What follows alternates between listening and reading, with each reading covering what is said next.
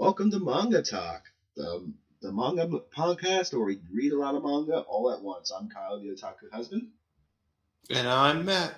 and this week we're reading Kentarou Miura's dark fantasy manga, Berserk. Oh boy. Oh yeah. Let's get into a little bit of info about Berserk. Berserk was created in 1989, was originally a monthly Animal House, now currently, since 1992, Young Animal. Created by Kentarou Miura, went from October 1989 until now. It has 40 volumes. And a one-shot that came out in 1988. Which, we won't talk about the one-shot too much, because I already read it, and there's not a whole lot of difference to the one-shot and the actual series. It'd be kind of just like repeating things, in a sense. And it's more like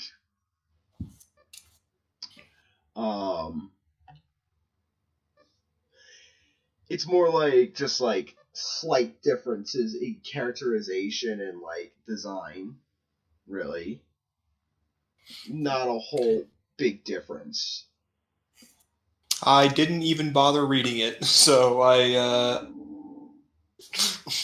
Because normally on this show we would cover, if there is a one shot, we'd cover it, but it's just, I looked at it and it's like, it's cool to see what it became, but it was already what it is. Basically it's already kind of what it is. I mean, a lot of the elements that are currently in Berserk are there.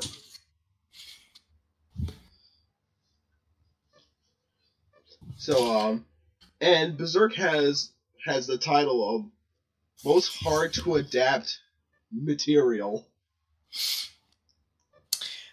Which, at first, when I first heard that, I didn't see it because I didn't understand why. I watched the original anime from 1997. Yes, the original 1997 anime. I watched that a long time ago. Like, honestly, I don't really remember too much about it, but I remember some things here and there. But I do know that it is very graphic, very it's like you said, it's a dark fantasy, very dark, very gory, very very bad. But very violent. Yeah, for anybody. Yeah, very violent. Yeah, not bad. Like it's awesome. It's great. It's good. It's great. But yeah, it's very very violent. Very violent and hyper gore. And after reading the first volume of this, I realized it's like, yeah, I can see why people wouldn't want to adapt this, because there's a lot of controversial topics that come up, like religion and just all the hyper-sex. A lot of rape. A lot of rape happens. And this is just the beginning. Wait till we get to the Golden Age arc. Yeah, it only goes up from here, I guess. Yeah. Technically, from the first 3 volumes, this is like the Black Swordsman arc we're reading from. And the first 3 volumes, it technically takes place in the middle of the series. Yeah. Which is weird for story pacing, but it makes sense as it goes on. Yeah. It's more character, here's what he does, and then we'll get to how he got to this point later. And then we'll continue from there. And also a little fun fact, Chapter 83 has been omitted from the Tankobon releases. Mr. Otaku? Yes. Chapter 83 of the manga is not in the original volume releases. So when we get to that point, we'll have to do a separate episode just on Chapter 83 alone, because it's really... I read it. It's not that much, but I don't understand why it was omitted. And Okay. anywhere I found like looked for the information, and it was because of Kentaro Miura himself wanted to take that chapter out of the volumes, out of the print edition. So it was his idea to take it out. Okay.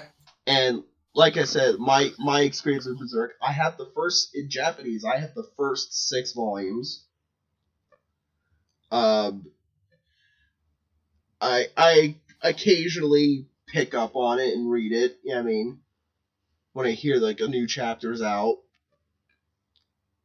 Yeah, I mean, it's one of those manga that just it's kind of I like it. I love it, but it's not in my top 5. It's in my top 20. Not my top 5, but it's always I always have to keep it in the back of my mind because it goes on a lot of hiatuses. Yeah. It's always good to keep checking back on it to see if something new popped out. Yeah, like it's always good, but I'm glad that we picked it. This was our wheel pick, our wheel of good and evil pick. The Wheel of Misfortune. Yeah, I think I'm calling the wheel the good, the evil, the meh. Okay. That's fair. The good, the evil, the meh, like wheel. And this is good, so I'm glad the wheel started us off with something good. The only thing that I set with is just the fact out of all of the things, like there are some that like Berserk is by no means like the longest manga running ever, but it is a very long. Even if like volume wise it might not be that long, but each chapter is fairly hefty.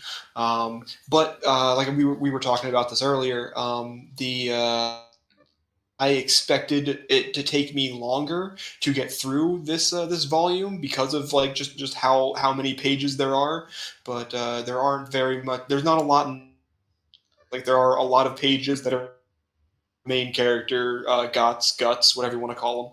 Guts, yeah. Just swinging his sword around, killing a bunch of enemies. So didn't take me as long as expected it to get through. Yeah, still a very very hefty. It's a hefty read, but it's still like time goes by when you read it. Even if you take breaks in the middle, it still goes by. You know what I mean? Yeah. Because I read it in English, I read it in Japanese, and then I read it in English again. You're a madman. I am.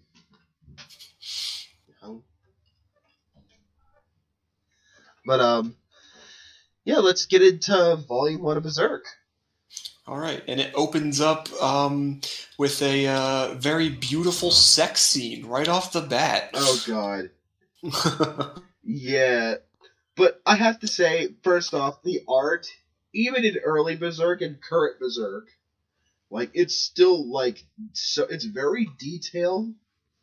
It is the artist behind this really takes his time. Really takes his time. I will say, like, loves shading. Like all of his shade work is like when it comes to art. Like I'm a 3D artist. I don't draw too much anymore. But when like growing, one thing that I always sucked at was doing like shading and stuff like that. Like it never looked right to me, and it frustrated. Yeah, that is one of the harder things to master.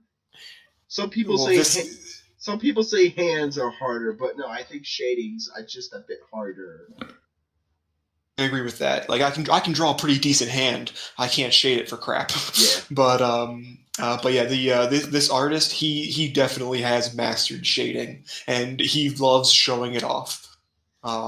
It's not like I noticed it like going through the chapter. It's not like throughout the entire chapter, but like the first like couple of pages, first like 3 or 4 pages, he puts so much detail into into the shade work, into the line work, all of it. Like there's so much detail in everything, and then after it continues on, then it kind of drops off for a bit. Not like ridiculously or anything. It's just the first couple of pages definitely are more detailed than the rest of it. Yeah, we see Guts making love to a woman, and then it starts transforming out of nowhere.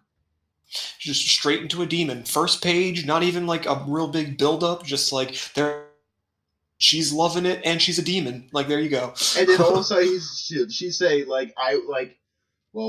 give you one last bit of heaven before you die. Yeah, and then starts trying to eat him or kill him, whatever it is that she's trying to go for, and Guts just puts his metal hand in his mouth in its mouth and just fists her right in the mouth, and next thing you know, she's on fire. Then we know the monster is dead. By the next page, the monster's already in flames. A job well done. Guts throws on his cloak and just starts walking away. Yep. The black cool guys don't look at burning demons. The black swordsman just knows what to do. And now, and we sorry, we move. Now we see this big castle village, and we see walking into town, and Matt has graciously made his profile picture on Discord. This guy in a suit of armor with his awesome mustache as his. I was reading this, and I'm not one to change my profile because really I don't care about that stuff. But going through this, and I just saw as Guts walks into this town, there are just different panels just showing off the different people that are in that he's passing by and everything. There's no plot relevance. There's no they're not important to the story at all. Yeah, it's just these random people in this town, and this guy just had and just riding a horse, sitting in his armor, his visor's up, and he just has a very glorious mustache. He kind of looks Freddie Mercury-like in a sense. He's my hero. I could not resist the urge to make him my profile picture. He has earned that right with that mustache alone. You wish he had his own story arc. Yes, why isn't he the main character? But anyway, Guts walks into town. Yeah, and he sees this carriage filled with women different and children. Children. Yeah, children and women, and they're just being hauled off to somewhere. Yeah. Oh, we'll find out later. And then we see inside this bar, in this tavern bar, and we see these group of hooligans basically torturing this little elf. In this universe, apparently elves are fairies. Yeah. And yeah. I will say this elf is what's his name? Puck. Puck. Yeah. Is it a him? Is it a her? I'm guessing it's a him. Is a him. Yeah. Okay. It is assumed that Puck is a boy. Okay. Well, this elf named Puck. This is where I first I knew it was different from the anime, but I didn't know exactly how. And I know from the anime that I watched, there was no Puck. There was no. So I was very confused when this all happened. Yeah, but, in the first two adaptations of Berserk, which was the '97 anime and the Golden Age trilogy of movies. Puck wasn't around. They didn't decide to use Puck in it because, well, both of those just wanted to do the Golden Age trilogy. You know what I mean? Yeah. Because that's one of the biggest, most popular arcs in this whole series is the Golden Age arc. Is one of the best arcs in the series. I can agree with that. Yeah. And it develops the plot more, and I guess having a comedic fairy who is, I guess, semi-comic relief in the manga. Yeah, yeah. Yeah, I mean, kind of drags down dark fantasy a little bit. Yeah. I can understand why. You can't have your dark, gritty rape scenes when you have an elf fairy flying around. Like, it just doesn't work. Yeah. But they did bring it back in the 2016 and 2017 anime adaptations.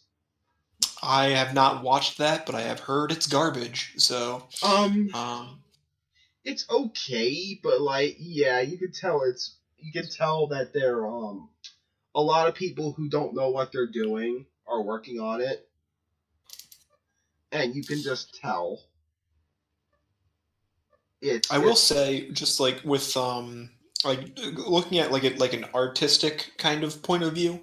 I don't know if this was like just like a choice that the artist made, or if like he really just had no idea what he was doing. Like we've talked about. This guy loves his shading. Detail work is very, very well done. It's not like this is not like cartoony by any means, but Puck himself, he is very bland compared to like every other character. Like I understand, like everybody else is wearing clothes and armor and stuff like that, but Puck is not. And has like no genitalia or anything. No, like doesn't even have nipples. Like it's just like he has like the spiky anime hair going on, and he's got like his fairy wings that kind of have like some like shading and pattern in them. But you want to know what color he is actually? Is he like blue? Green or blue? Yeah, okay, he's that like makes a bluish sense. color. Yeah, like his hair, his hair and his wings are like a bluish color.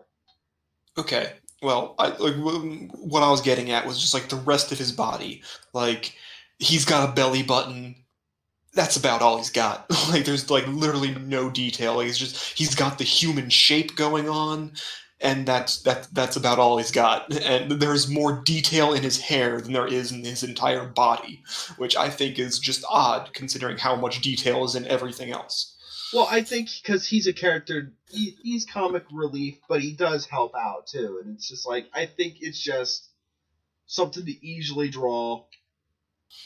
Yeah, I can see that. Yeah, I mean, when he's got so much other detail to do, I mean, you gotta skim somewhere. I mean, even for not really detailed, he still is pretty detailed too. Yeah, I mean, like he's got toes, he's got the wings. He's got the entire human. He's got the entire human shape. It's just like that. That's all he's got. Like, there's nothing really. He doesn't even have abs. Like there's no muscle tone. He's just a I guess an elf fairy boy. Yeah. First, you don't realize that he's a boy until I had to basically tell you. Well, yeah. Like I'm saying, like, he's got no genitalia. I don't know what the fuck he is. I'm not gonna sit here and assume an elf's gender. Not in this day and age. We can get in trouble for assuming that. Yeah, exactly. Like, I don't want whoever watches this video giving me messages about how I'm a bigot and all this stuff. So,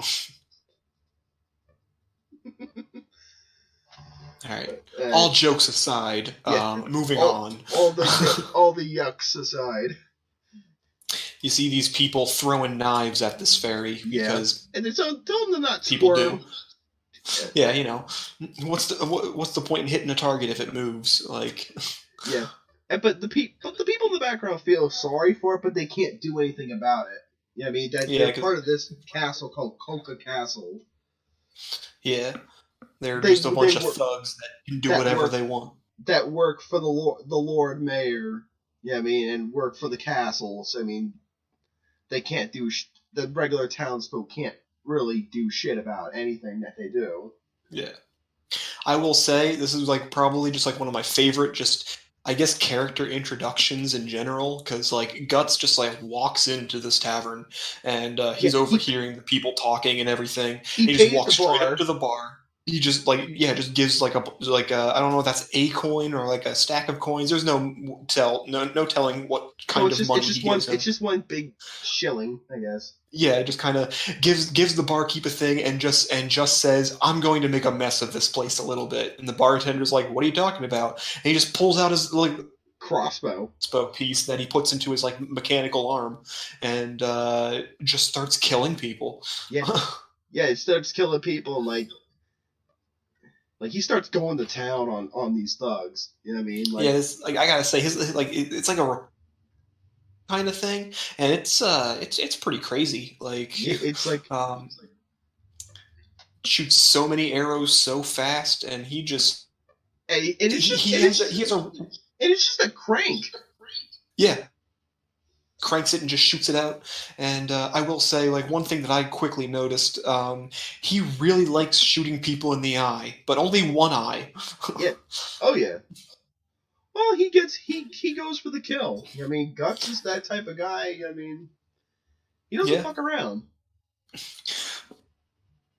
I mean, Well, I guess like when you're shooting out like 15 arrows in a second,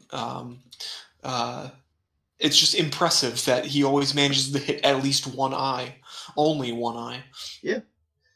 Like he just took a handful. He took like a fistful and just. Yeah, he just every time he's got to reload, he just pulls out a fistful of arrows and just shoves them into his little repeater. It's pretty cool. And I like how he just shoots the one guy in the nose. Yeah, right through the nose, which nose piercing. Which actually that should hurt, but not as much as all the other guys. He got yeah. Well, I mean, like he doesn't kill the guy. He uses him as a messenger. Tells him it's like, hey, tell your boss the black swordsman's looking for him, and then just leaves him. Yeah, exactly. Like he's like, you from Coca Castle? He's like, yeah. Tell your boss I'm here for him. The black swordsman's here. And even Punk's like, that's gotta hurt. I just love Guts is just like he does not give a fuck about anything, and he just always just walks up to people and is just like, hey, like I'm the one calling the shots here, and like I'm asking you the questions, not me, not you asking me questions. But go on anyway. After all of this happens, he finally draws his massive freaking sword that which nobody believes is a sword.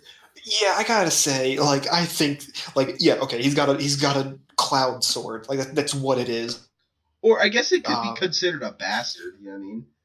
Well, it's like a bastard sword, but yeah, the point is, it's a giant two-handed sword. Realistically speaking, no possible way anybody could lift that or the way he does. But nobody can swing it like that, and like it is a massive. It's basically a hunk of iron. You know what I mean? Well, that's like the big thing. Like every time anyone sees it, it's like is that a sword or just a hunk of iron? It can't be a sword. That's just a giant. It's like it got sharp. Clearly in a sword shape. Like I don't know. I think it's a little. Because some people are just a little crazy.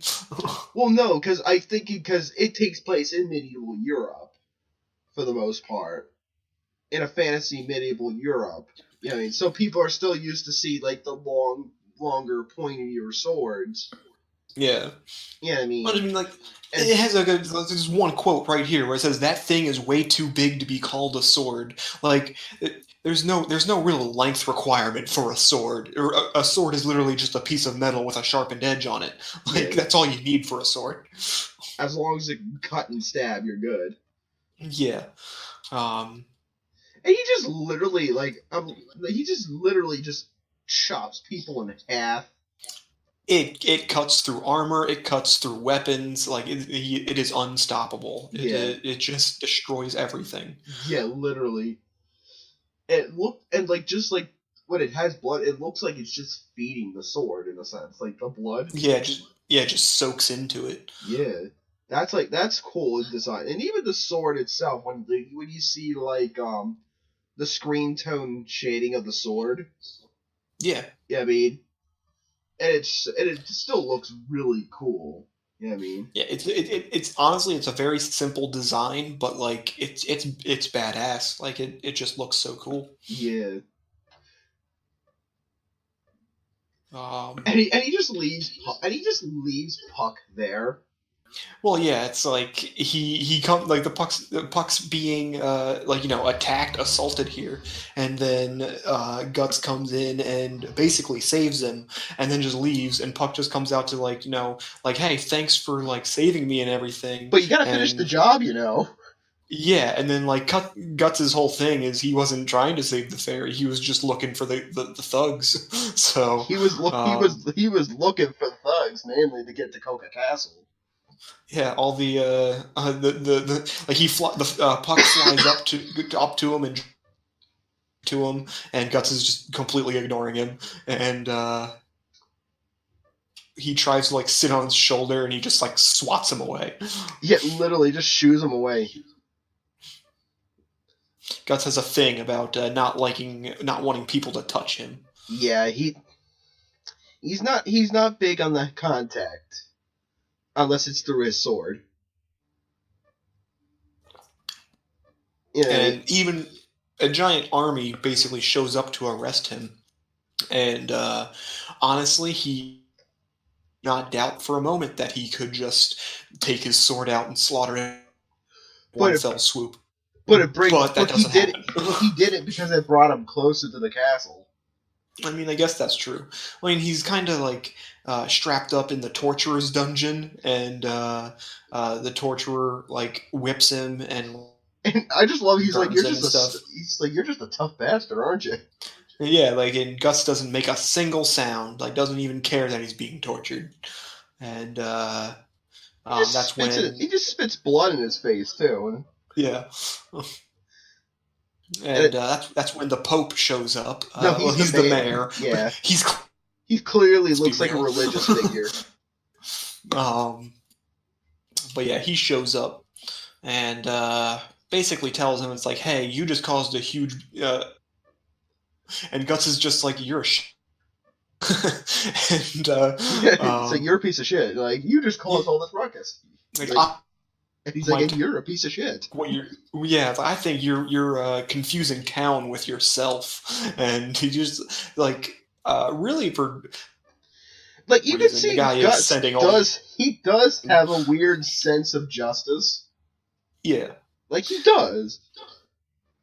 He comes off as like not people and not wanting people to be around him or everything, but like he does have a tad bit of sense of caring. Yeah, like he's not heartless. He may seem like it at times, but he's not entirely heartless. And then we see like that he had like a stockpile to start his own of weapons just to start his own war. And like I'm now wondering, where the hell did he keep all these weapons?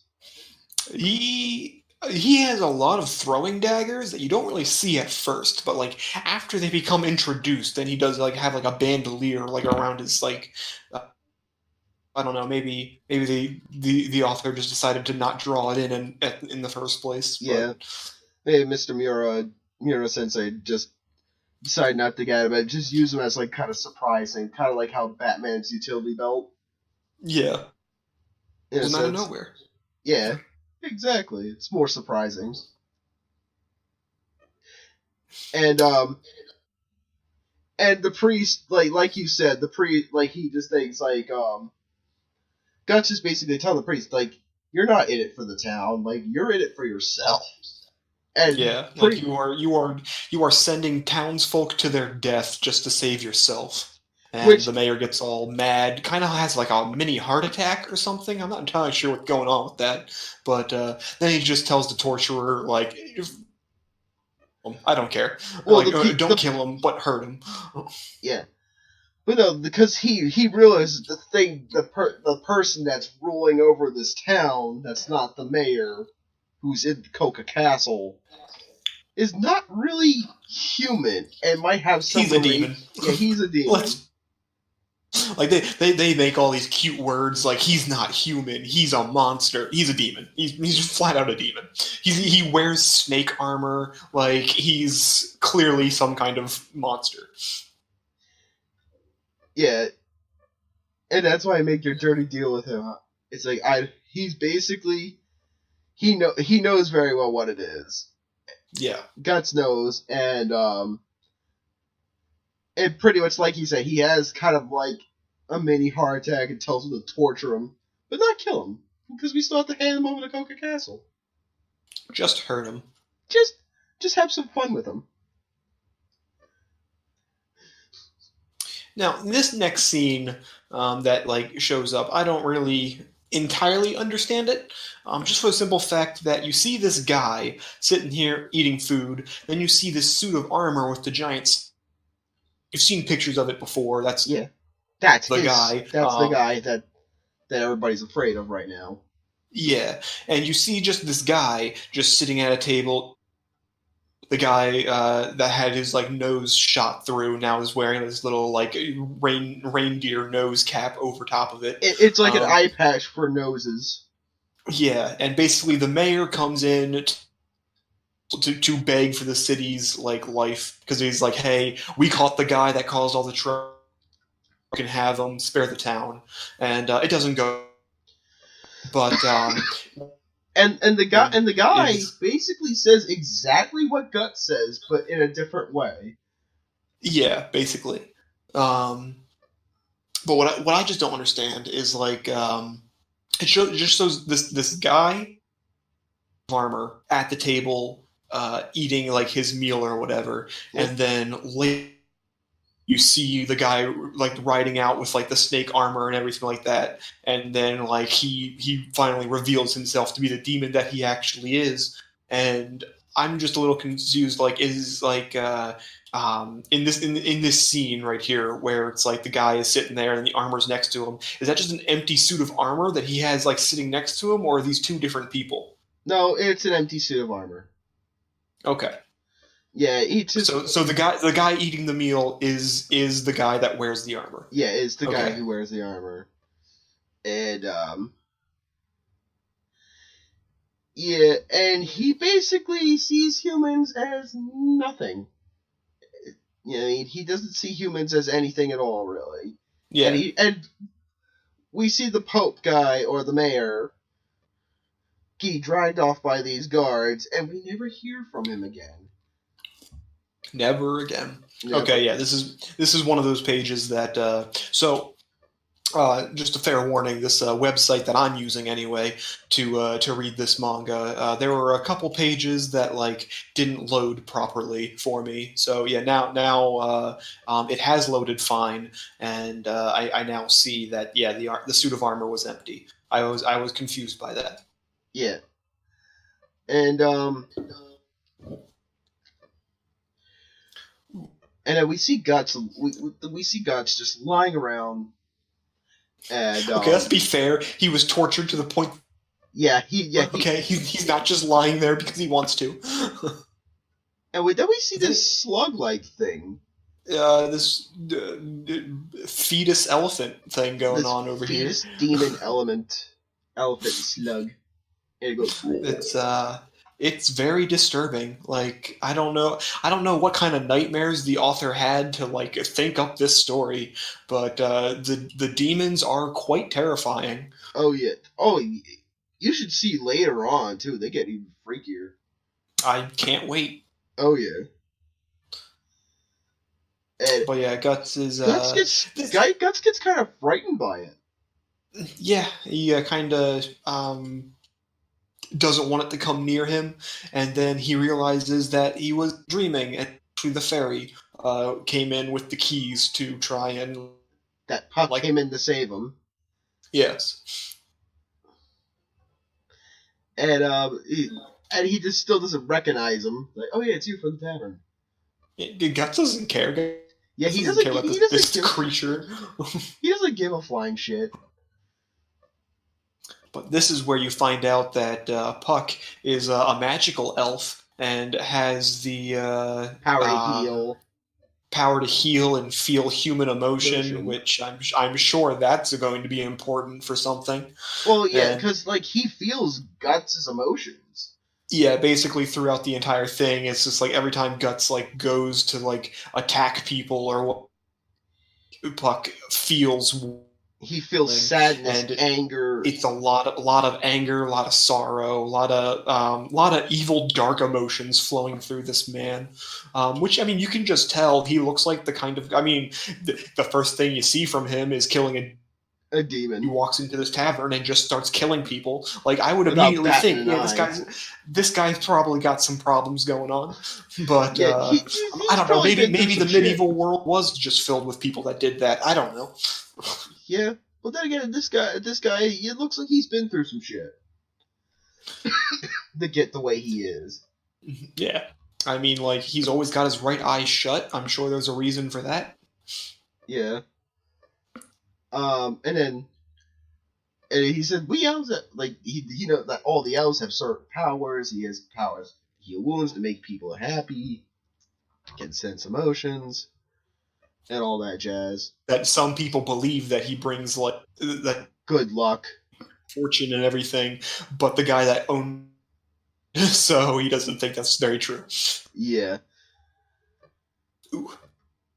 And then we find out what this mark that Guts has on his neck. Yes, while Puck is healing, he has the he sees the mark, the brand. Yeah, the strange brand on the side of his neck. He calls it the brand. And it's just the brand. Yeah.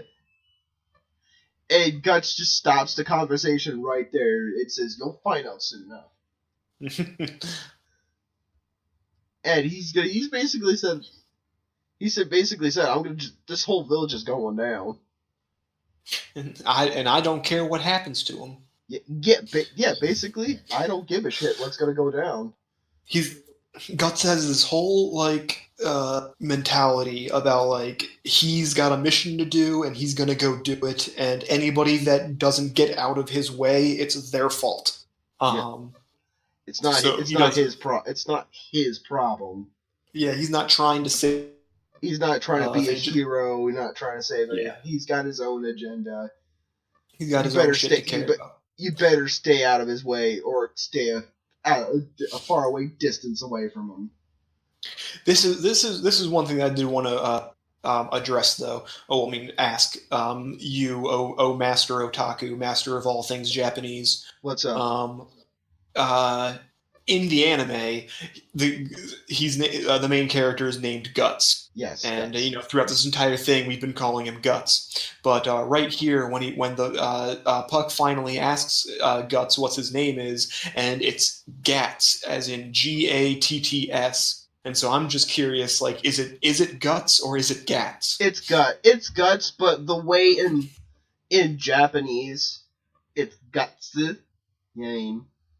Mm-hmm. So, like, the way it's pronounced, I think it was just him. The way he was, either the way he was translated on this site, or even from the Dark Horse comics version, how it was translated. It's probably just say Guts.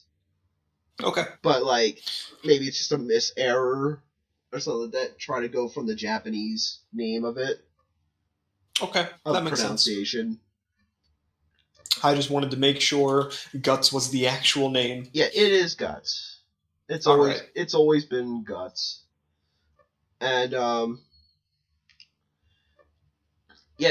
now we're at the point where now Puck is just feeling all of Guts' emotions all at once, all the darkness, all the sadness and fear and anger. No happiness. There's no happiness. Even though Guts looks like he's gonna smile and shit. Yeah. After Puck heals him, he lies down in some hay.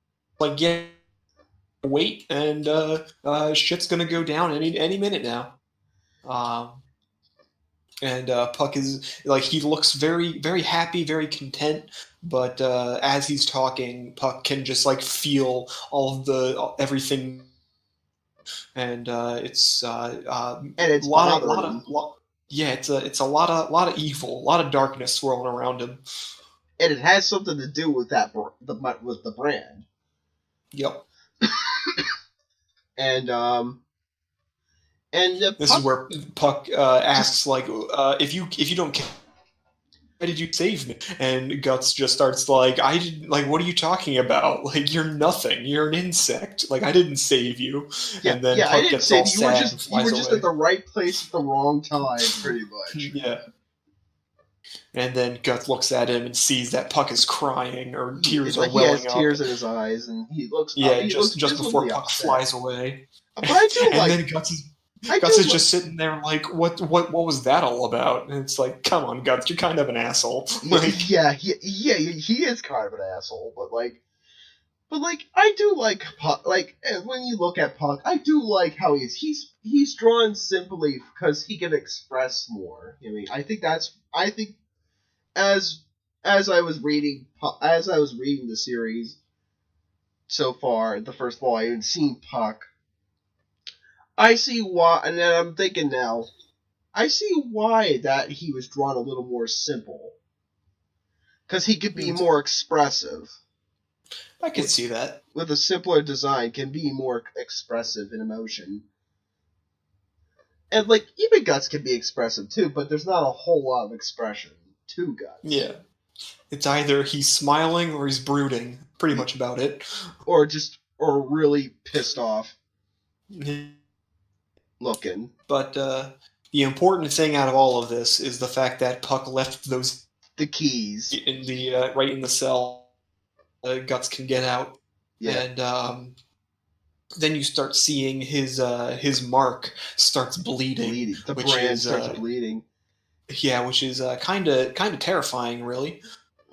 He's basically, this is what I've been waiting for.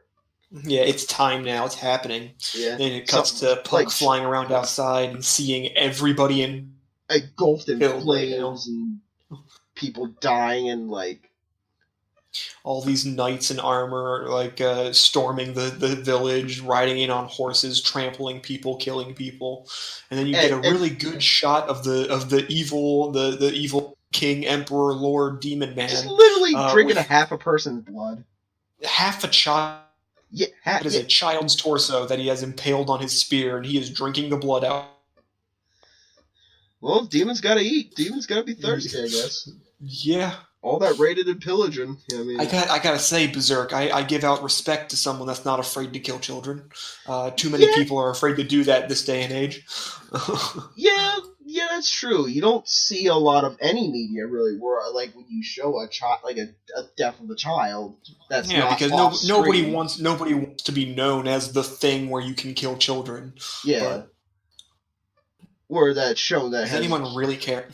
Yeah, no, it's like that. I mean, you rarely see that. Well, I don't know. In a lot of manga, you do see that, but you don't see it as gory as this. It's more, sometimes it's just happens, or just like an off-screen thing. If it happens off screen. You just hear a scream and that's it. Or you already saw the aftermath, and yeah, I mean, and them just lying on the ground or whatever. But one interesting thing happens here. Like, before all this happens, you see Guts like looks down and sees the key by his foot, and then the mark starts bleeding and everything. He's like, oh yeah, this is what I've been waiting for. Then it cuts to all of these knights killing, like slaughtering all these townsfolk, and then all of a sudden, Guts just rises out of a pile of corpses, fully armored and everything. And I like the one without its head just hanging off his sword, like, hey, buddy. Just like arm around the handle of the sword, just like hanging off him. But it's like I'm just a little bit confused, because it's like I get it. He has the key. He unlocked everything. He got his armor and equipment and everything. But why did he rise out of a pile of dead bodies? Like, how did he get here? I think it's just to be cool. Yeah, I think it's just, and it is the entire just that image. Like, yeah, it's cool. And all you see is just that awesome. One. All you see is just the one eye. Yeah, it's pure white. He's the human, but he's the real. He's the real demon, in a sense. And then he shows up, starts shooting people in their eyes again. Yeah, that's his favorite thing to go for, the eye. I mean, and you can even see he's anything if not efficient. You can see one of the lines go like basically had like one of his hands going, "Oh my eye." Yeah. Yeah. I just thought that was kind of funny. He's got like a weird sneer, like on it's like you just see him like he's standing there, he's shooting like his crossbow and everything into all these different knights, and then there's like a side panel of him, like it just show him like his face, and he's got this just like really weird like grin sneer thing going on. It's like this pissed like anger like smile. I'm enjoying this, but I'm gonna kill every last one of you. Yeah. Everybody's like wondering what the hell's this crossbow? And now Guts just takes out his sword and chops the one knight and a horse in half. Easily one of my favorite scenes. Seeing the horse's head flying, and then the knight is chopped clean in half, and blood is just spraying everywhere. Yeah, it's quite graphic, and it is quite great. Usually, if you want graphic violence like this, like Berserk is just one of those manga you kind of have to go for. Yes, if you just love seeing people die, Berserk is the manga. Yeah. Pretty much, and just like, but the battle scenes are just cool, you know what I mean? Yeah, and I like how it's like every time he cuts so many people in half, like it just like it always happens, and it's like they never just like he cuts them in half and that's it. He moves on to somebody else. No, he cuts them in half, and then the person's body rolls into some, and they're like, "Holy crap!" Yeah, there's attention to detail. You know what I mean? Yeah. And like Puck is just, I just like that Puck is just admiring him from afar. Like, oh my god, he's so strong. Someone that was almost convulsing. Yeah, what he was feeling from him. Now witnessing him slaughter people, it's like, oh my, wrong. He's cool. And then oh god, what's his name? Cobra Commander shows up. Cobra. he is like that's exactly what he looks like. Yeah, just like a medieval Cobra Commander. Yeah, he kind of does. He's got the Cobra hooded helmet and everything. Like it's exactly what he is. And we find out what these demons are called. Apostles. Oh, yes, all of the apostles. Yeah.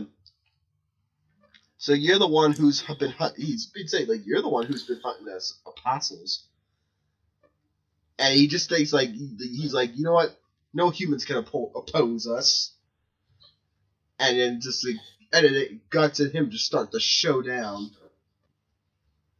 Guts takes out the crossbow and like starts shooting everybody. Starts shooting him again. Starts shooting him and gets him a little bit. Doesn't really get him to. And your favorite part. Right in the eye.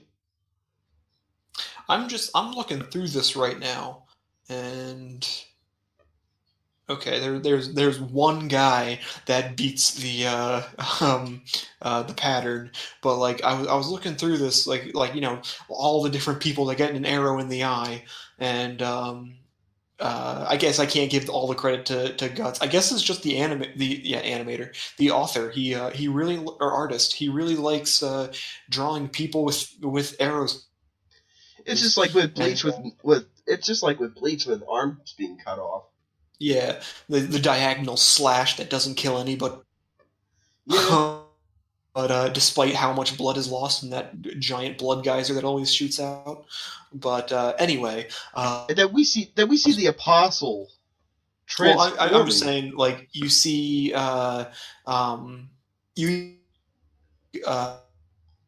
like first shows up and firing his crossbow at him, and you see an arrow go into his eye, and like I was just like looking at it, like so, like with Guts, he always has his right eye and his left eye is always open, and then it looks like mostly everybody that gets shot in the eye in their left eye. So I'm wondering if that's like there's a connection there, or if it's just the artist just really loves showing people getting shot in the eye.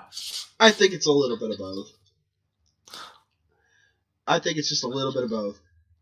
I would not be surprised. Yeah, and then we see this apostle kind of like getting back up from all those arrows, and then you see him and taunting him, saying that like you can shoot me all you want, it's not gonna do anything. Yeah, it's not gonna do shit. But also, Guts shoots him again. Then he flies into this hole, and all of a sudden, building. This building. And Guts slowly walks towards it, and then you see him. He transforms. Just a reptilian-like tail just slaps Guts out of the building. Then you see Cobra Commander in his final form step out. Yeah, he's basically said like, no matter how many arrows you shoot at me, you humans can't kill me. Yeah, and then you finally see his full form of this monstrous Cobra lizard, and with like his a human face inside the snake's mouth, and the human face has a vagina mouth with a snake tongue sticking out of it. He's like, I'm gonna eat you.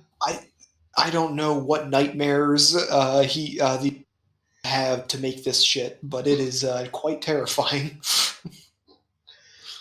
Kentarou Miura must have some freaky shit going on in his head. He's got a lot of issues he's trying to work through, I feel. Well, and Puck gets all scared. He's like, "Eek, a monster!" Ah! And all of a sudden he explains that to him, humans are only food. Yes. Humans are nothing but worthless creatures, even though Guts is still alive after receiving several beatings from this thing. And Captain Commander Cobra Man says a comment about how it's like a normal person would be dead after the first attack. And a normal person would be dead by now. And Guts manages to get back up after like a third or fourth hit, however many. He kind of gets his ass beat, but like manages to stand back up again every time. Yeah, he just gets anime protagonist can't stay down. Yeah, and then he just says like, you weaklings are nothing more than food, and you're morsels to fill our stomachs, all that bullshit. And then Guts just pulls out his handgun, just like pops him right in the face. Oh yeah, the blaster that's in his arm, in his metal mechanical hand. Yeah, Captain Cobra picks up Guts and like, because you can't just like kill somebody. No, you gotta pick them up and hold them close to your face. And just have exposed area, and give your evil monologue of how crazy you are, and then Guts uses that moment to open up his fist cannon and blow off half his face. Hey, that's actually very rare where the hero doesn't listen to the complete monologue. Yeah, that is very true. He decided like, I'm not going to sit through this. No, I see my opportunity. I'm going to take it. And Guts just picks up a sword and literally slices just right through him, right in half, bisected entirely. Yeah, you just see guts and stuff of it, like just all his guts come out and like. All this gooey shit. It's a lot of. I gotta say, like, there hasn't really been organs falling out of people. Whenever Guts like cuts somebody in half, you see like some bone, like there's. You might just see a bone, or like, it's mostly blood. Yeah, it's mostly just like shaded, just see like the blood gushing like in a direction, following after the sword swipe and all this stuff. But it's like this is like one of the only times where it's like you see the Snake Man get cut in half, and there's just like organs like just flying through the air, like gooey intestine organs. And then you see this one panel after he gets up from slashing him. He just has this like bloodlust smirk on his face. He loves killing demons. I'm pretty sure. I know that's his entire thing. That's his entire reason for existing. But yeah, he is just loving it. Yeah, literally, he tells him like, "Don't die on me yet." Literally, he's like letting him. He's And like then he starts he's just shooting with toying his with him. crossbow again. And yeah, I really like this where he starts shooting the Snake Man with his crossbow again. And he's Man just starts, torturing like, and playing with him. reeling. Yeah, the Snake Man starts reeling in pain, saying like, "No, please stop." And then like Guts just starts like mocking him, saying, "It's like I thought you said you couldn't you as many times and it wouldn't matter." And he just continues to shoot him. Yeah, and he says like, Guts says like, yeah, we humans, we easily are weak and we easily die, but no matter how much we get chopped up, stabbed, or whatever, we want to live. And it's like, and then he just has just this devilish smirk on his face. And then we see Cobra Commander Snake Man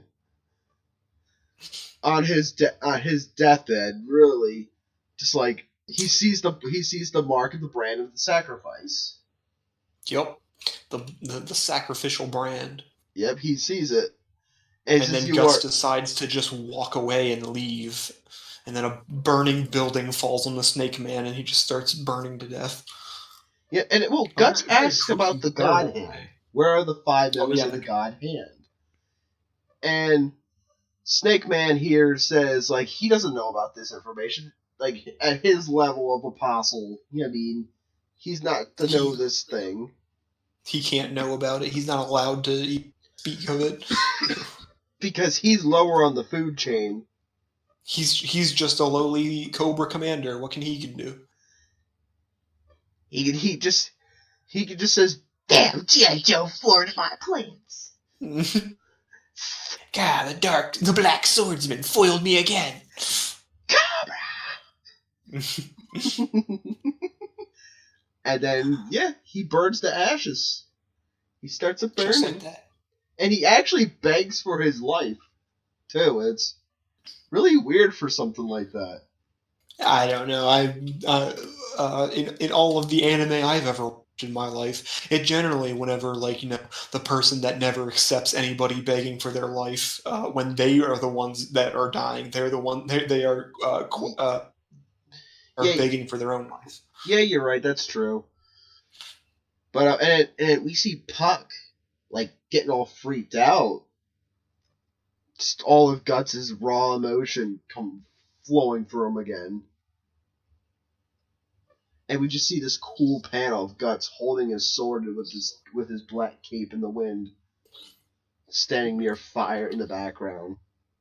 Cool guys don't look at burning bodies. Yep. And then Puck says Berserk. That's all he says. There's a bunch of ellipses, and then he just says Berserk.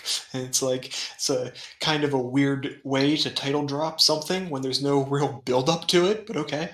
Like, it'd be funny if I had Peter Griffin think that one thing from Family Guy say, he said the title. Yeah. He did it. Title drop. Oh, shit. And then away from all of the dead bodies. And then we're going to go on to Chapter 2, which Chapter 2 sees... Oh, yeah, by the way, that was all Chapter 1. Yeah, that was all Chapter 1.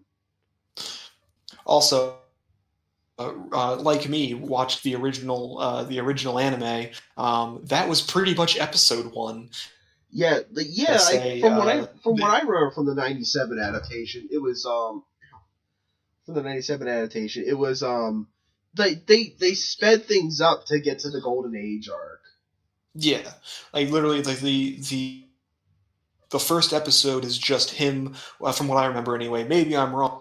Feel free to tell me how wrong I am, because they combined chapters 1 and 2 into one episode and sped. Well, do they really? Because all I remember from the first episode from the anime is he walks into town looking for the Snake Man, finds the magical golden egg, like the spawn of demons or whatever, the king's egg or whatever it's supposed to be. The bellhead.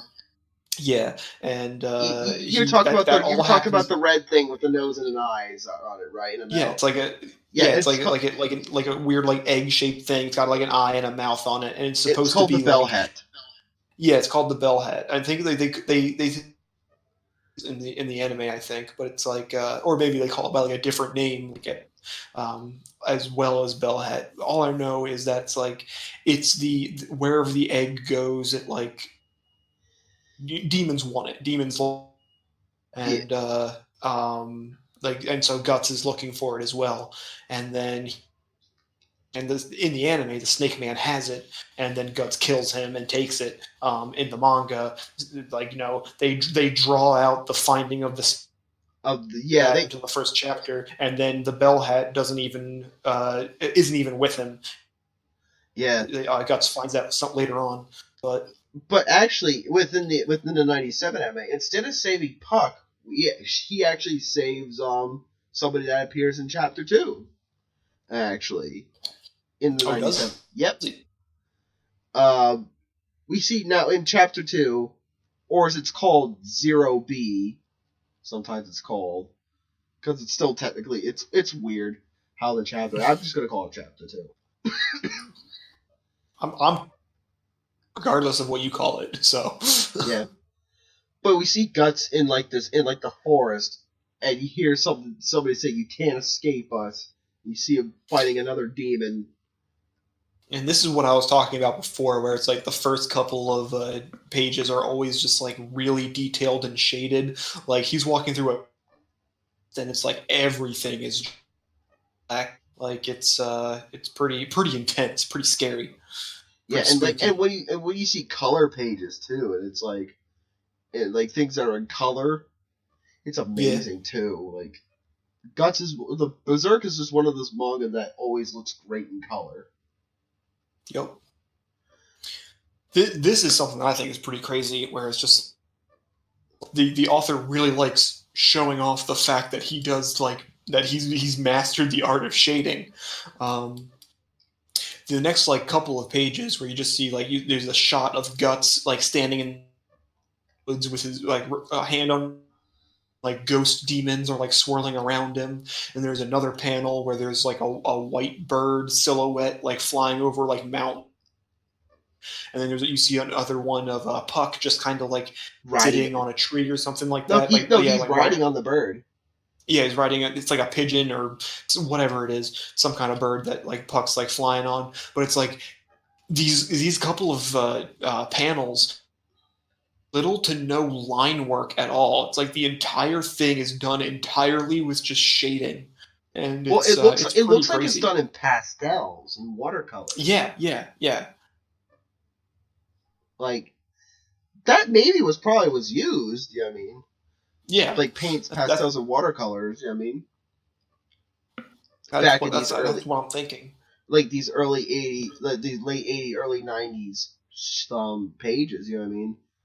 Yeah. And we see Puck's down in the forest thinking about Guts. Maybe the wolves ate him or something. Yeah, he's looking for him. Yeah. And then here he comes, just out of the forest, covered in blood. Covered in blood and wounds. And then Puck starts flying around him, bugging him, and Guts just grabs his wings and is like, "Get the hell out of here," and just throws him. Yeah. Stop it. Go. Throws him into a puddle. Yeah, literally. It's I don't know if you realize this, but I don't like elves. Yeah. He basically just goes for it. So I don't give a shit about elves. You know what I mean? I don't like you, I don't give a shit. I don't like elves because you're weak. Yeah. It irritates me to see weak people. Weak things and weak people. That's... Yeah, he has a weird sense of what he likes in a person, or you know what I mean? He has a weird sense of justice. Puck has none of it. Yeah. And then we see his cape is also a cloak that he can stay out of the rain in. Yeah, I mean that's I've always figured it was a cloak. Yeah, but it's still a cool cloak though. Yeah, very very nice. And then we see a horse and carriage. This is another thing that I was just before about the doing no line shading when you it shows like a stretch of like forest and like rolling hills and stuff, and like large clouds rolling over as like the rain starts like falling and everything. And again, just like no line work, just entirely done with through shading. Like it looks amazing. Yeah, it does. And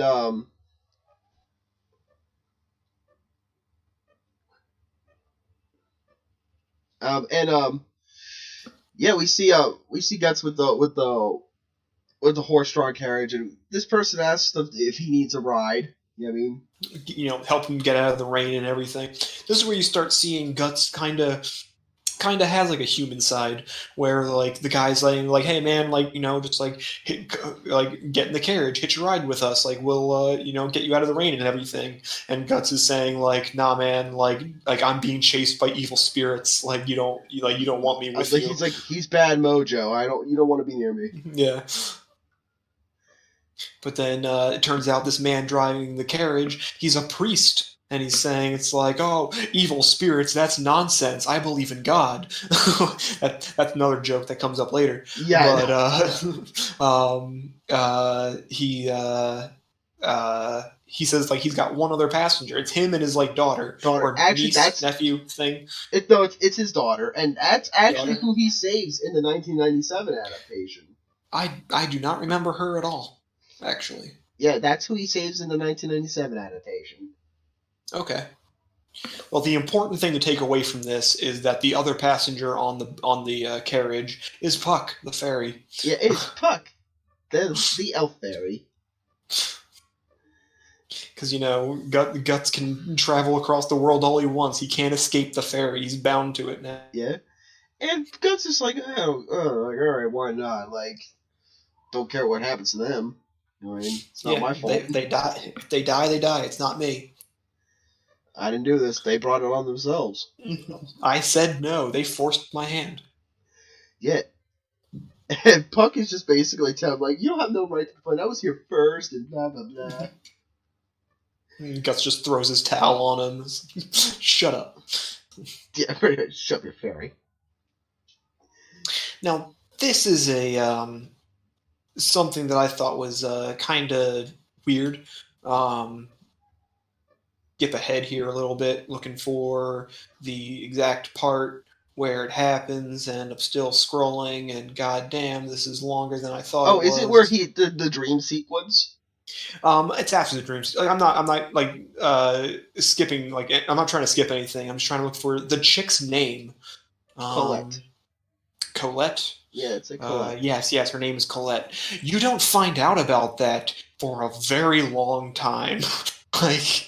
I think it's kind of weird. Like, there's this whole scene where, like before, the dreams. Like he's sitting there, he's riding in the carriage and everything. Puck's being Puck, and Colette is like shows up is also sitting there. And Guts a sack of wine. Some wine.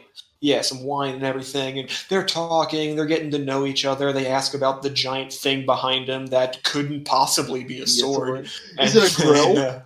Yeah. What's that giant slab of sharpened iron you got? It's weird. But no, it's like he actually makes a joke.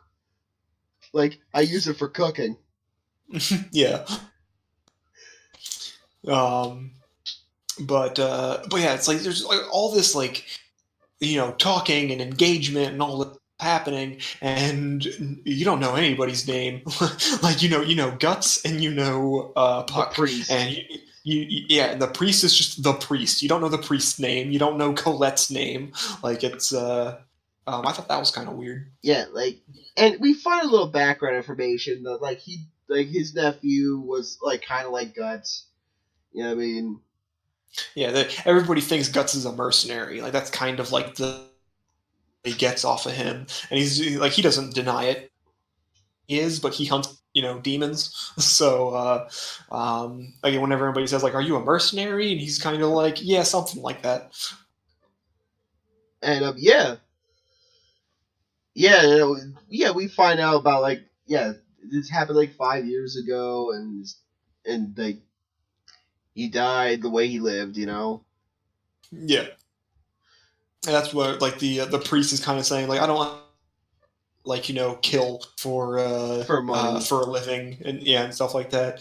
And Guts is just kind of well, at least your son, or at least your nephew, died doing what he loved, and there's really no better way to die than that, which kind of has some truth behind it. Maybe the message is kind of a little darker than than necessary, but yeah, live the life you want to live, kind of stuff. Yeah, exactly. And of course, Guts basically says, like, when you die, that's it. You know what I mean? Yeah. And he says that right to a priest. Yep. Who, like, someone who believes in a higher power and, like... Yep. And that's what I was saying before, that the joke that gets brought up was like how Guts becomes hunted by, or evil spirits start attacking, and Guts is like, and the priest is like, oh, you were telling the truth about that, and Guts was saying it's like you believe in God, but you don't believe in evil spirits. Yeah, that's true. And we see after they all go to sleep. And we see Guts fall into a dream. This is kind of like a weird, like, imagery kind of thing that I thought was really cool. Was as Guts is starting to fall asleep and everything, you see like a little raindrop thing fall canvas of the caravan, and like it starts like pulling up, dripping down, and then it finally drips and it's falling. Then before it hits the ground, the water droplet turns into a demonic eyeball. Yeah, it's like I just think that's really cool. And then he's like in this like alleyway like water dungeon thingy. And he's like a sewer, an aqueduct. Yeah, he's like in the nude. He's got his arm and everything. He's like he looks like he's like sweating. He's in fear. So it looks like the thing is like tired. Yeah, it looks like the aqueduct's like closing on him. He's just kind of like walking through these water. His curse mark starts hurting. Yeah, like the shadow starts like spiking up too, and it's like, you cannot escape us. You cannot escape us. And then Guts steps on an iron spike, which seems very painful. And yeah, it goes right through his foot. And then you hear something in the water. And then Guts pulls his foot out. Well, he tries to. He doesn't actually. He's struggling with it. And he turns those giant demon fetus babies things that he hallucinated back in the first chapter, but this one's much larger. And Guts goes to use his robotic arm, but he realizes he doesn't have it anymore. And he's and it just when you look at his face, it just sounds like he has like a kind of noise coming out of him. Yeah. I can definitely see that. Yeah, it kind of has that. And then we actually... And hey, I mean, Guts only has a left eye. This giant fetus baby monster thing has a left eye. It's all connected. I'm telling you. Yeah, it could be his or Fossey. I mean, who knows? But then he wakes up, and now this is something that I have something to say about.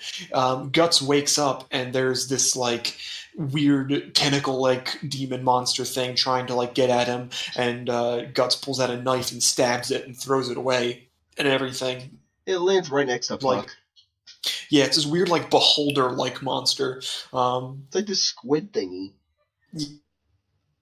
Weird tentacle beast squid thing with a single eye, like with this giant like freaking chrome dome, and then Puck wakes up, sees it, starts freaking out and everything, and everybody wakes up like, they're like, God, what the hell happened? What the hell is that?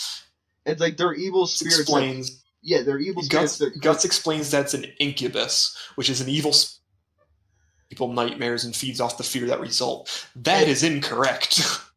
And incubus, I was actually looking into this, before, not like in relation to this. It was something entirely different. I was looking it up, but an incubus is a male succubus, which is basically just incubus is a demon that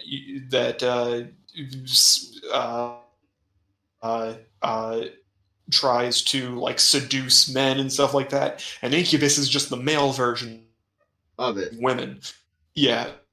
But he does say that's not an incubus. But he does say later that the incubus is made from the spirits of men who didn't die, who died on the battle, and they're made from like the evil spirits and sexual fluids of who have Okay, it failed doesn't say and malice. it says blood. It just says blood and other fluids. But yes, either way, that is not an incubus. But I digress. It's still it's still a cool little demon. I guess that's what they call it in this world. I guess I'll accept that for now. Yeah. And it possesses people to use to attack. Yep. And then this is where Guts starts talking about how like the brand on his neck summons evil spirits to attack him. So that's why he tells people that's why he doesn't want people around him, because he really doesn't want wherever he goes. Yeah, death comes with him. If he doesn't kill them first, something's gonna kill them. Yeah. Then his brands just starts basically like this from the beginning, but like out by this point, every time his brand starts bleeding, it basically means bad shit's about to happen. Yeah. Something good for Guts, but bad shit's gonna happen for everybody else. Yeah, like how Frodo has his magic sword that glows when danger's near. Guts has a cursed eats when danger's near. Yeah, exactly. And then Colette gets out of the carriage. Yes, like he's trying to tell everyone to like go to like leave him, and every horses start freaking out, and Colette jumps out to like help the horses and everything. And Guts is like, "No, what are you doing? Don't do that!" And then she dies. She gets impaled by some kind of spear shoots out of the ground.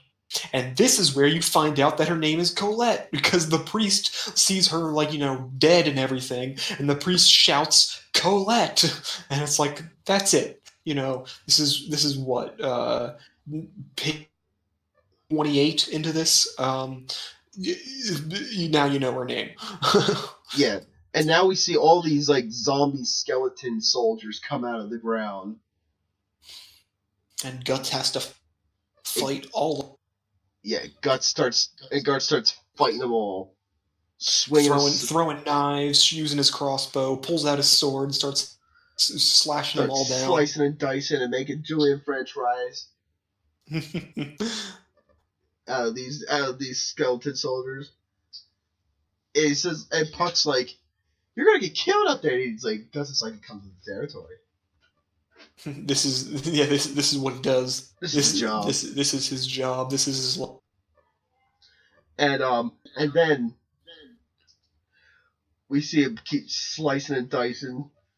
It's so cool how it happens. Just seeing the sword just keep going, and him just shaded it all black. It's really satisfying, like just watching Guts fighting. Like you can just get the sense of power behind every swing. Like everything he slashes in half just falls apart. Just the weight, you can feel the weight of the sword. Just king. Guts just starts yelling, chopping people in half. And this is where Puck is hiding inside the carriage. He hears a scream and turns around, and somehow Colette is there, and she chopped off the priest's head. The priest is her father too. Yeah, it's just like Guts finally turns around. Puck shouts for Guts, and he's like, "I'm busy right now. What are you talking about?" And he turns around and he sees Colette standing there with I guess she's possessed by one of the evil spirits, and she killed her father. Yeah. And Puck just keeps saying Guts, Guts, Guts, and then the possessed Colette stabs Guts in the abdomen. Yeah, like she just starts walking up to him, and Guts is like just. It's like, no, this can't be happening. Then she just walks straight up to him and just. All the nice things she did, and she just walks right up to him and stabs him right in the gut. Yeah, and I mean, it's a shallow cut. It's not like he doesn't get run through or anything, but yeah, she just walks up and just sticks it right in him. And then we see a shot, just this one big blank shot page Yep, Guts. there's nothing around. It's just Guts and Colette is chopped in half, Yep. and Guts is holding his sword. And we see Guts steady. Fly into a rage and just start chopping everybody down. Yeah, he starts going to town even more, and he starts throwing up while fighting. He just can't take it anymore. It's too much for him, but he has to push on. Yeah, he had to do it, and he didn't want it to happen. He did it, and then we see it goes. It goes on till morning. I gotta say, the last shot before morning starts happening and everything, it's just it's a full page I'm guessing it's like a double page kind of full artwork thing, and you just see Guts standing on top of all these corpses, swinging his sword at more corpses as all the skeletons around him are just flung. It looks really badass. Yeah. Here, Matt. Yes. My wife is hungry. I'm gonna make her some food real quick. We're gonna pause the recording for a sec, and I'll be back. Okay, that's great. I can edit this out, so we'll go there. Okay.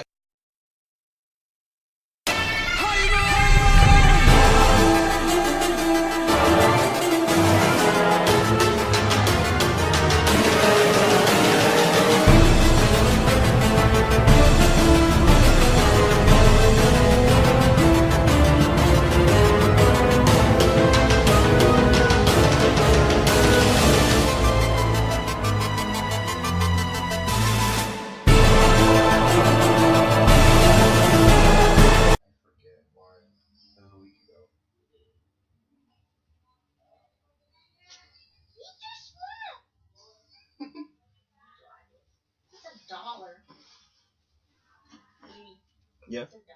Oh, cool. Well, they're small though, but they're only $1, but that's not bad. Damn it. Alright. I'm back. Matt? I'm here. Hold on. I'm watching the video. Alright, good to go. Alright. Sorry about that. And, yeah, I wanted to do some cooking for my wife. She's hungry, and gotta make her happy. Gotta make that wife happy. Of course, that's the best thing you gotta do.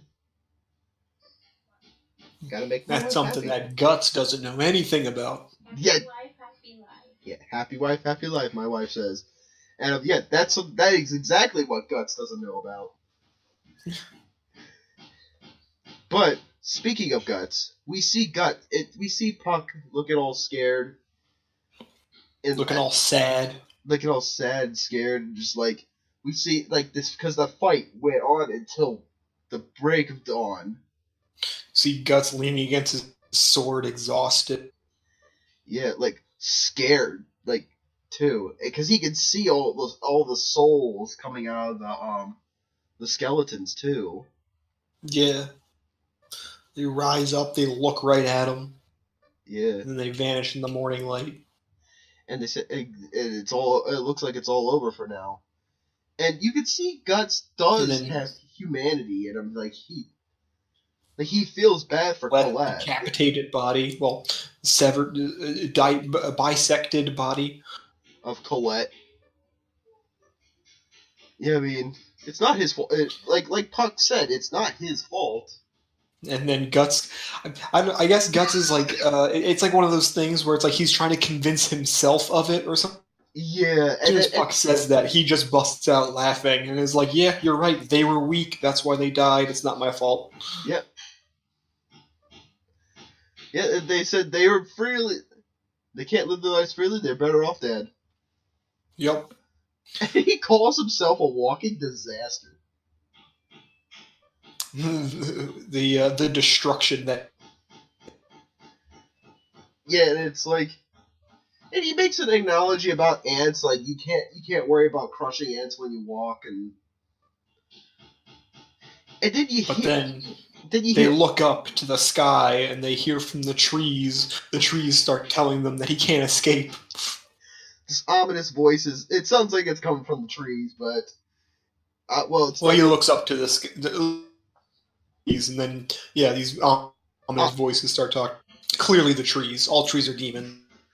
That's a fact. You gotta remember, it's the Lorax. Exactly. See, Lorax he's complete demon. He is 100% demon. If you've seen that mustache, only a demon would have a mustache that great. And he also speaks with the trees. But God has enough of these voices shenanigans, and he just says it into the sky. He just shoots his arm cannon into the sky and just tells them to shut the fuck up. Then he whirls around with his black menacing cape, and then he just storms off. Yep. And Puck is left there, being all concerned. Yeah, concerned. And he just realizes that he's just got to keep following Guts, you know? And he's got nothing better to do. He's got nothing else going on. As far as we know. And then now we're going to go on to Chapter 3. And it starts off with this beautifully colored scene of what looks like to be an execution. Yep. A very beautiful execution. This is where you see more like the great detail work, because there's a beautiful light and grittiness to the colors. Yes, there definitely is. But he's reading a scroll or a piece of parchment, reading like they're a woman accused of being for their heresy means and whatnot. But it's like when it gets like a close up, just like whenever it has the guy's body, and then like there are some like close up of his faces, you see all the detail in like the wrinkles around his eyes and the wrinkles around his mouth and everything. Yeah, and the age spot. His cheeks are like sunken in and everything because he's like so old. Like it's incredible. And then we actually see the woman crying for her, fearing she wants to live, and all of a sudden, and it's decapitated. Yeah, she just gets decapitated. Not even by guillotine, just some guy on an axe. You know, the original guillotine. Yeah. Before the French took the fun out of it. Like, you ever hear of those new fancy contraptions called guillotines? Like, man, they take all the fun out of executions. Whatever happened to good old-fashioned... Just the axe. This is where you meet the villain of this chapter. Oh god, what's his name? Jabba the Hutt looking motherfucker. Oh my god, yeah. He's incredibly fat. And we find out the priest's name is Dahal. And the priest is basically saying, like, aren't we overdoing these executions? I mean... This is the 5th one this month. This has to stop. Yeah. The ruler doesn't care. He's like, no, we kill the heretic. He's like, it's good for my subjects. And this is where Guts enters. He picks up the head of the woman that was decapitated and just stares at it and doesn't care. He stares at it, and you see the woman. Even the woman's head has a single tear still shedded in her eyes. You know. And even the guards are like saying, like, anybody could be. If you sympathize with with heretics, you mean you're wanted. You're women, children, animals, frogs, fish, cats, animals, everything. This is the second time. I wonder how many take before people realize. This is the second time now. For all we know, a lot of people really like getting up in Guts' face. And they say, like, hey, like, you should listen to me. And then what does Guts do? Spit in their face. Yeah. Every time. Like, you think they would learn eventually. Yeah. Like, that's Guts' go-to thing. He's got to spit in their face. Okay, and then we see Guts launch his head right right at the Java. This guy. He catches it like a baseball, Yeah, which is impressive in its own right. Just one-handed this head. And then he looks at it, and then Guts starts fighting off guards and everything because it's Guts. That's what he does. Yeah. And but Jabba the Hutt looks at the head, and Guts went and marked the mark of the sacrifice. The mark on the woman's head, and then walks away. And Mr.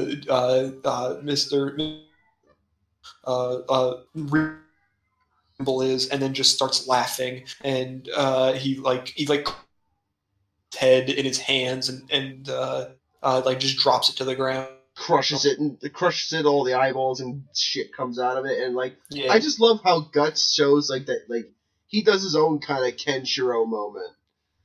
He points to the fat man, and then he touches the mark on his neck that's bleeding, draws a line across his neck, and then he just walks. Yeah. I'm taking your head. That'll be you. Yeah, pretty much. And everyone's like, but who was that man? And Jabba the Hutt was like, I think the Black Swordsman. The Black Swordsman who goes to go up on Ricky Black Swordsman. That's what he's doing. Exactly. And basically think it's a declaration of war. And he just starts laughing. It's the perfect time. And here comes actually one of my... We actually see a man in another cloak with a cane. And he's actually one of my favorite characters in Berserk. He's a very weird man. Well, I mean, he has his reasons. Yes, he is very tragic man. Very tragic. But Guts starts running through the city, and then he gets cornered by guards, and he's like, "Well," and he's like, "Well, them."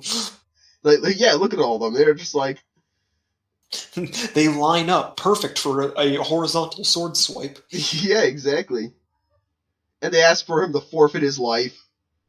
If you resist, we cannot guarantee your life. And he's just like, well, time to kill him. Yeah.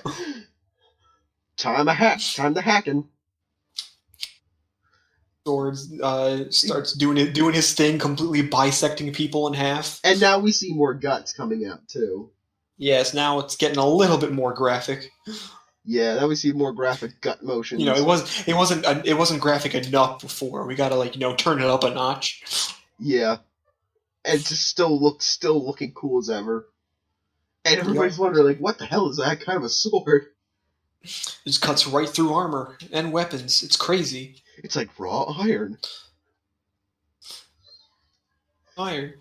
And then he just eviscerates another person just right there. And just dude, he just runs in, and it's like everyone's just sitting there. And it's like, what the fuck do we do? And Guts is like, well, this is my moment, and just runs in and just starts cutting people down. That's his exercise for the day.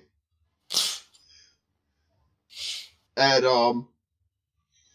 then we see the captain, which if you had your moment with that one random guy. Yeah. That one random night. This is probably my moment with this guy. Captain. Like, well, that's a pretty big sword. That's a pretty big sword you got there, tiny man. He's got the metal face guard. Yeah, he looks. He's got a huge nose. Yeah, this guy looks massive. And but he's got a giant pickaxe. Yeah, he calls it the Warhammer. That's a pickaxe. Yeah, I know. It's just a giant pickaxe. And he's actually hitting his own men with it too. Yeah, this guy's a terrible captain. He just swings left and right, not caring about anything, cutting his own men down. And he barely hits Guts. He doesn't even hit Guts. Nope. He misses every time with it. I mean, wrong. He knocks down walls and everything. There's no question about that. But then taunting Guts, saying that his weapon is he can't even wield that weapon with all of its extra weight. And then Guts just swings his sword and cuts the guy's helmet. Well, he cuts the guy's pickaxe like in half, and like just the force of the blow shatters his pickaxe, shatters his helmet. Of his pickaxe fly into his face, and then Guts like just kicks him in the face and knocks him back. And like shards went in his eyes, so we got our eye stabbed for the chapter. Yeah, it's in the left eye. I'm telling you, man. There's something about left eyes. Then you see the strange old man seeing this whole thing. All more guards show up, more reinforcements show up, and Guts is like, crap, this is never going to end. And then the old man throws out smoke bombs to help him escape. And he's like, get in! Get over here, hurry! Hurry now! And the big guy the big guy wants his head. Wants him dead. Yep. He's bleeding out of like his entire face. Yep. Just wants him dead. It's more because it seems like he just hurt his pride more than anything. Yeah. And a nice shot of the the town, the alleyways. I guess this is like a city village town. Yeah, you get a nice like shot of everything, but all the people are like really like scared and like closing their windows and everything. Doors. Because of like, if you are accused getting out a heretic, then you're being executed. Yeah. Yeah, and like, and even he explains that this town, everything is to fear in this town. Yep. And then we go into the strange old man's house. We see like he looks like his shop. His shop. It looks like he's like a scientist or something. Somebody who studies things. Dude, when I saw this, I was like, this guy's clearly a witch. Like that's. Like he's some kind of warlock or witch, or yeah. Then or you see simple man, or he could be just a simple man of science. Yeah, could be. And then we see another fairy. That's what I was just about to bring that up. Like you see, Puck is like walking around like disgusted. And he turns around and he sees there's another elf in a jar, and it's a female, and I'm assuming it's a female. I don't know. She's got long. I don't know. And then Puck just kind of like melts in front of her. I don't know if he's like in love with it or. Yeah. That's what he basically is like. Yeah. Yeah, basically. And the Guts is like, "Whoa, quite a collection."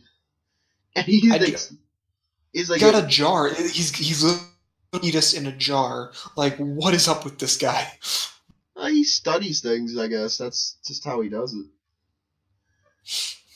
And so he's just a physician. Like, he studies medicine. He says that he's a doctor. Yeah. And he's not a doctor. And he saw you at the execution grounds, and he's like, do you have a grudge against the cat, or is it revenge?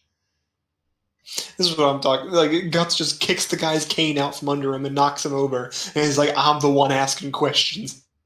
But he still says go. But he basically still says go on.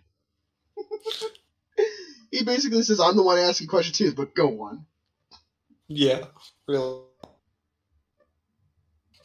But then you see the man stand up, and you realize he doesn't have legs. He's got 2 peg legs. Yep, he has no legs, and his face... And he has no nose, and he's got, like, no left side of his face. Like, the skin is off. And actually, outside the bandages, you can actually see, like, a vein pop out. Literally a vein tube, like... Yeah. And he calls it a demon. The Count is not even human, he's a demon. Yeah, that demon. Are you going to kill him? I want you to kill him. Yeah, because they find out. The Count. This is not a doctor. We find out the Count ate part of him.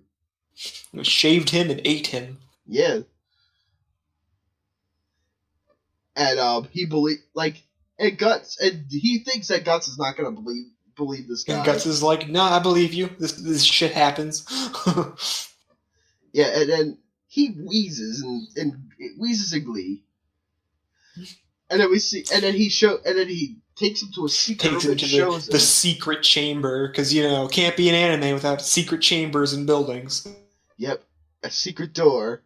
And then he sees a prized possession that might be interesting. Yes, he sees a Cadbury egg sitting on a desk. A Cadbury cream egg, but no, it's not a Cadbury cream egg. It is the most disgusting Cadbury egg ever. And then we see it is the bellhead. The bellhead. A large egg with two eyes, a nose, and a mouth arranged in a way that a face is not. Yep.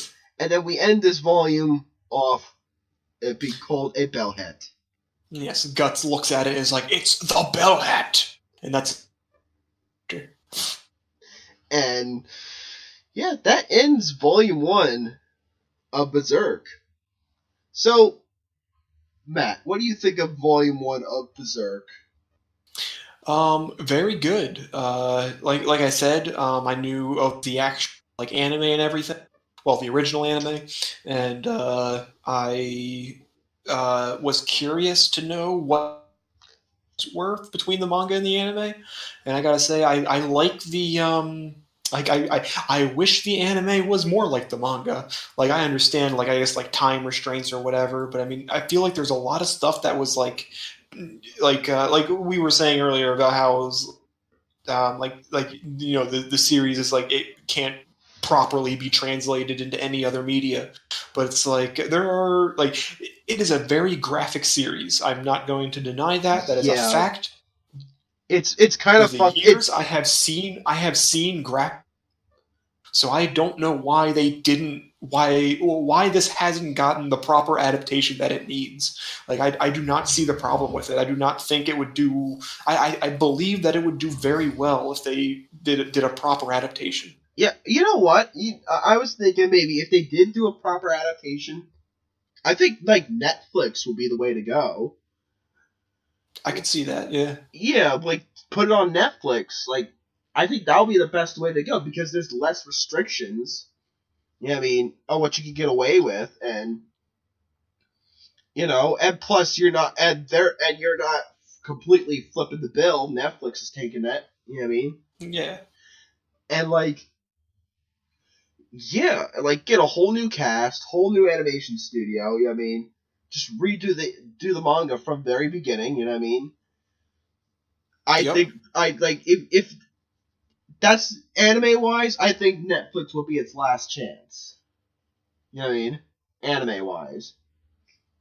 Yeah. I think that's totally fair. But I think another way it could be done is live action. Maybe do a live action. Yeah, I mean, I could see that. Yeah, I'd be down for that. If it was live action, not done by Japan, though, I'm sorry to say, maybe if it was a Japan and Hollywood co-production thing, maybe it would work. Because I don't know, it might work that way, live action, but other than that, I just don't see any other way of it being adapted. Without just getting a bunch of voice actors together and reading the manga. That's the best way. And my thoughts on Berserk, I love the series. I do. It is one of my favorites. I like how it's very gritty, very dark. But it shows, you see an evolution of Guts, and you see how he goes through it. Yeah. Especially once we get to the later Golden Age arc, you see why he becomes this way. And yeah, he has his reasons. I mean, I know some of them because of watched. I'm sure there are plenty more reasons that I don't know about why he is the way that he is. But the reasons that I do know, he's got a very good. He is this way for a very good reason. Yeah, And it all happens in the Golden Age arc. I'm just gonna say that now. It all happens during that time. I'm excited. Like, I want to see where that goes. Like, I'm excited to, because like I think you said that the Golden Age starts like after the 3rd volume or something like that. Toward the end of volume 3 it starts, and then from volume 3 to 14, that's how long the Golden Age arc is. Okay. Well, I'm to see where the rest of this story arc goes, because like the anyone that's the original anime, the Golden Age starts like the 2nd episode. Yeah. All of this all of volume 2 and volume 3, that like I don't even think volume 2 and volume 3 are part of it. Like, pretty much everything that happened in volume 1 is episode 1, and then not in the same way, it's slightly different. Yeah, they took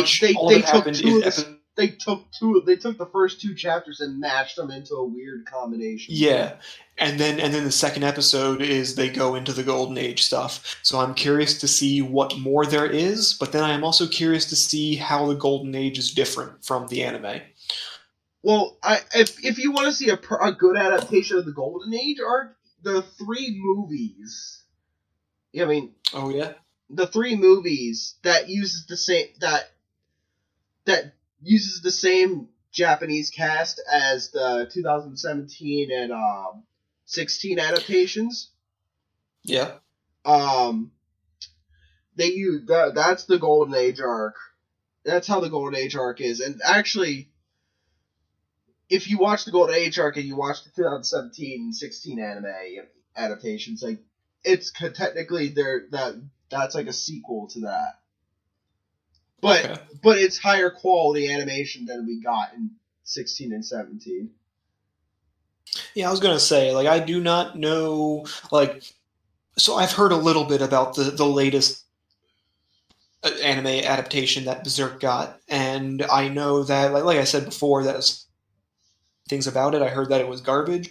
I don't know. Like, is the actual like adaptation itself bad? The only thing that I know is that why people don't like it is because it mixes animation with CGI. Garbage. Well, that's as far as I know about it. I haven't actually looked into it or anything, so I don't know. Well, for someone who has actually watched it, which is myself, the thing is about the 2016 and 17 adaptations, they do the Black Swordsman arc pretty well. It's just but they bring in characters way too early. You know what I mean? They bring in a lot of elements that are like either more recent elements. They brought them in way too early, and like they try to combine old and new stuff. Okay. Yeah, I mean, and it did. Yeah. It worked okay. It's an okay adaptation. It's just like the animation and the sound mixing is kind of bad. It's pretty bad because for when Guts swings his sword, it's the same sound effect every time. It's not like it's all tin. You know what I mean? I can see that getting real annoying. Yeah. You don't feel the weight of like even in a manga that has no sound. You know what I mean? Whatsoever. Yeah. Just sound effects. You feel more of the weight of Guts' sword than you would ever feel in the recent anime adaptations. I don't remember if it was. Might have been, now that I think about it. But no, I've watched where it's like there's like when clashes or anything. That Guts fights oh god, what's his name? Griffith? Yeah. They have like a I don't know if it's an actual fight or if it's more like a brawl kind of thing or like a spar kind of thing. Mm-hmm. But whatever it is, I'm pretty sure there's like a point. If it's not Berserk, I know it happens in other anime where it's like they're doing their like sword clashing and everything like that. Yeah. They do that dramatic thing where like the swords clash and like they sit there in the pose and they're. Gets a shot of the one guy's face, and then gets a shot of the other guy's face, and the entire time while it's happening, you hear the sound of two swords like each other, but their swords are staying completely still while it's happening. It's like weird. Yeah, that's how bad the sound mixing was in that. But the music was good because the same person who did the music for 97 did the music for all the adaptations for Berserk. Yeah? Yeah, which the music for Berserk is good. That's good. That's good. It's very good, yeah. It's perfection. But other than that, but for the last two adaptations, it's just the music didn't even save it. You know? Okay. It didn't really save it that much. I mean, I just wish maybe if they did like maybe if there was like if Netflix gets a chance before they go under. Yeah, I mean, before Netflix goes under. Yeah, I mean, they take a crack at it. Of adapting before they really. Because like this is just one of those manga that can't be adapted right. Like there's quite a few that are like this. Like Kingdom is another one that like had two really shitty adaptations, but its live action stuff is actually okay for Kingdom. Okay. That's like live action. It did all right, but for anime wise, their adaptations really suck. And it's just one of those ones that just can't be truly adapted. You know what I mean? Yeah. Without compromising so much. And I don't know. Maybe one day there'll be a good adaptation of Berserk. But until then... Hopefully one day. But until then, we got the manga, which is always great. Which is one of the greatest manga of all time. And, any more thoughts to say about Berserk? One thing that I was looking at, I'm back now, like I was just going through looking at, like, artwork and stuff. And all the way back in Volume 1, when, or Chapter 1, when Puck is asking about, like, when he first sees the thing, he's asking what it is, where Guts, like, puts his hand up to his neck and everything, and he calls it, like, it.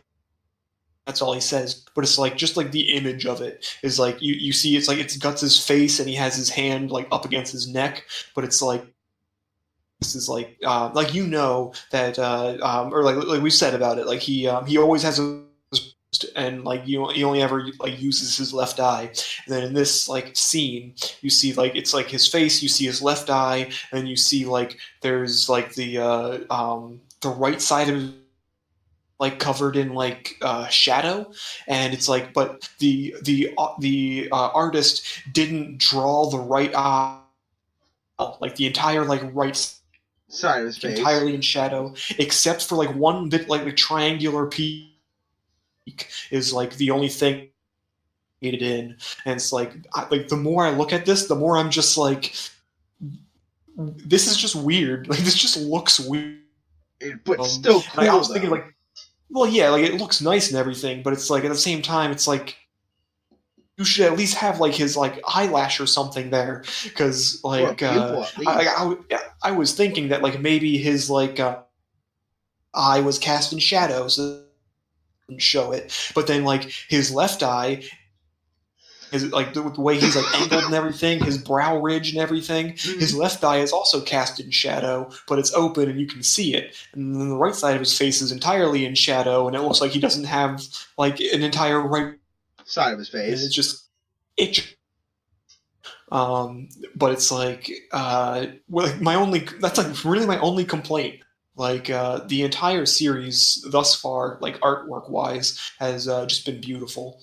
And it's stellar artwork. There are some hiccups here and there that I'm just kind of like, that looks weird. But for the most part, yeah, like the artist knows what he's doing. He's very good. I wish I could draw like that. Yeah, I know. And Berserk goes on a lot of hiatuses. So what we're gonna do with Berserk is we're gonna read Berserk up to volume 40, or unless volume 41 ever comes out soon, we'll read up to that. But we'll stop. I'm thinking after volume 40, we'll stop Okay. for the time being until more Berserk comes out. More when the more releases. I'm thinking when there's at least 6 more volumes. So I would say if there's a 46th volume, you know, or if it decides to end at some point around the 40s, you know what I mean? Okay. I think that's fair. We'll pick it up again.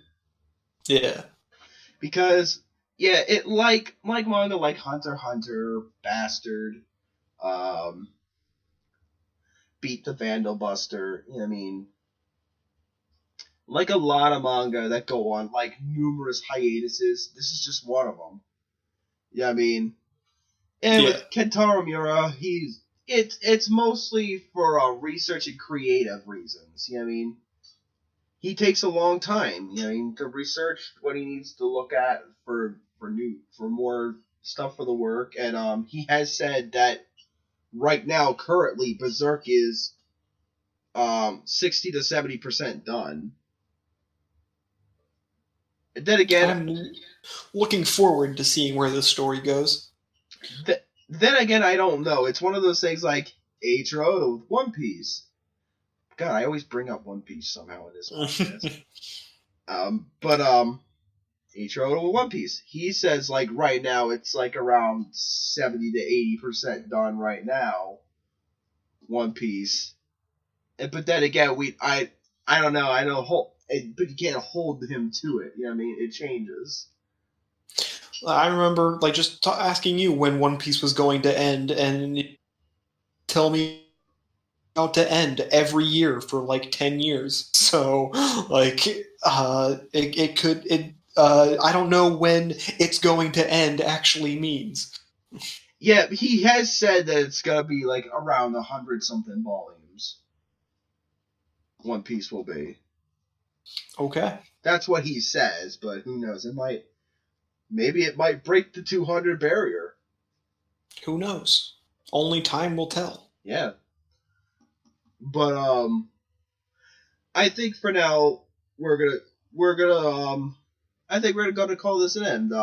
I will leave links in the description for where you can read and buy the manga legally. Yeah, I mean, in both English and Japanese. All right. And this sounds like a plan. Yeah. All right. Bye-bye. See ya.